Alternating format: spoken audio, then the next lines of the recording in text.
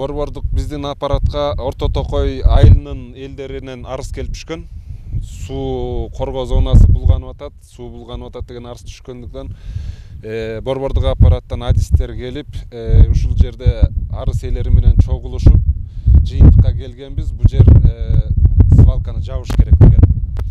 Ошо менен биздин башкармалык тарабынан штрафовать этилип, жеринде Семизбел айыл өкмөтүнө менен Кочкор айыл өкмөтү 15 миң сомдон 30 миң сомго чейин айып пул төлөшүп, ушул жерди рекультивация кылып, түздөп, тазалаганга милдеттенме алышкан. Бул жер өзү чоң, абдан чоң свалка болчу. Центрдин көп жылдан бери төгүлүп турган. Бүгүнкү күндө өзүңүздөр көргөндөй баарын түздөп, рекультивация болду.